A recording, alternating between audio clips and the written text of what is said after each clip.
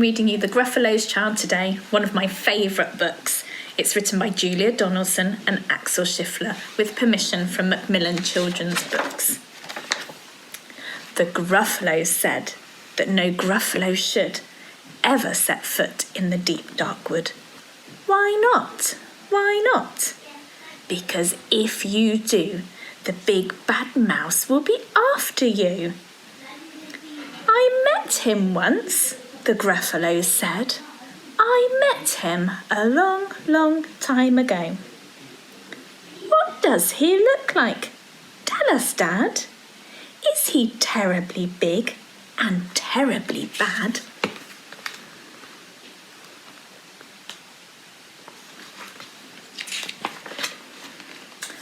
I can't quite remember, the Gruffalo said. Then he thought for a minute and scratched his head.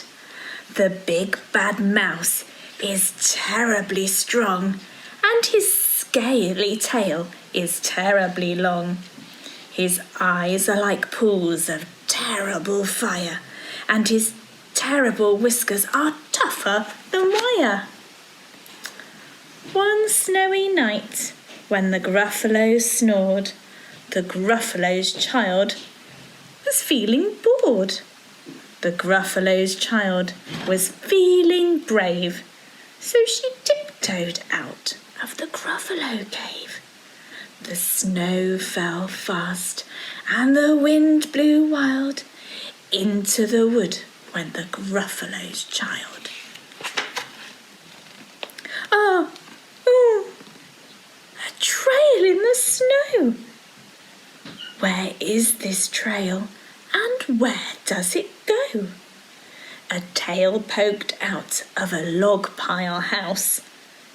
Could this be the tail of the big bad mouse?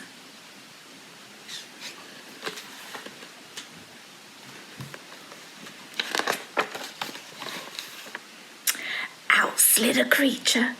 His eyes were small, and he didn't have whiskers. No, none at all. You're not the mouse. Not I, said the snake. He's down by the lake, eating Gruffalo cake. The snow fell fast, and the wind blew wild. I'm not scared, said the Gruffalo's child.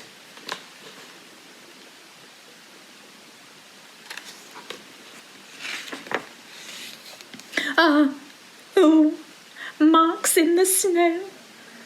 Whose are those claw marks? Where do they go?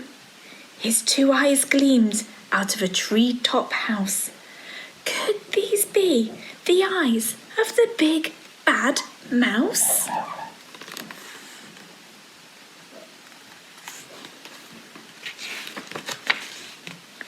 Down flew the creature. His tail was short, and he didn't have whiskers of any sort. You're not the mouse. Toot-toot, not I. But he's somewhere nearby, eating Gruffalo pie. The snow fell fast, and the wind blew wild. I'm not scared, said the Gruffalo's child.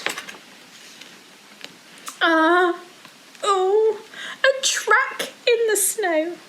Whose is this track, and where does it go? Whiskers at last, and an underground house. Could this be the home of the big bad mouse?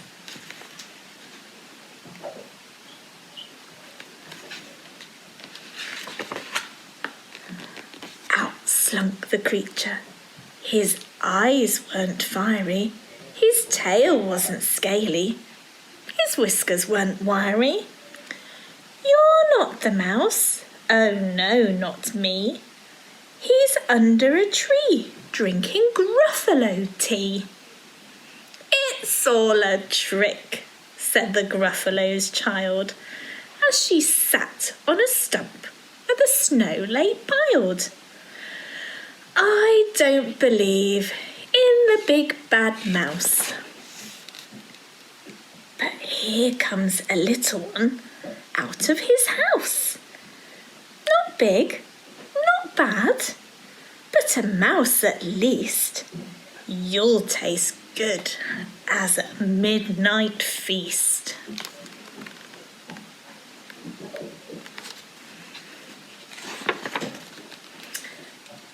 Wait, said the mouse, before you eat, there's a friend of mine that you ought to meet. If you'll let me hop onto a hazel twig, I'll beckon my friend, so bad and big. The Gruffalo's child unclenched her fist. The big bad mouse, so he does exist. The mouse hopped into the hazel tree. He beckoned then said, just wait and see. Out came the moon. It was bright and round. A terrible shadow fell onto the ground. Who is this creature so big, bad and strong? His tail and whiskers are terribly long. His ears are enormous, and over his shoulder he carries a nut as big as a boulder.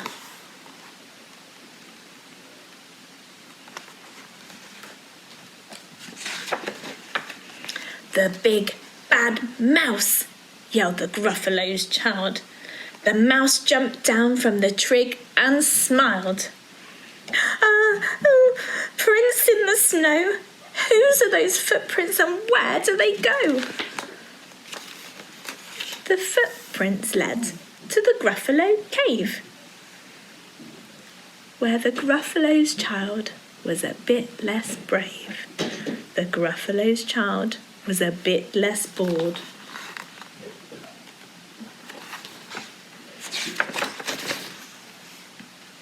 And the Gruffalo snored and snored and snored.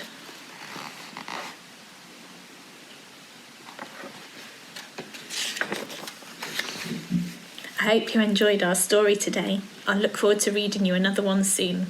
Bye!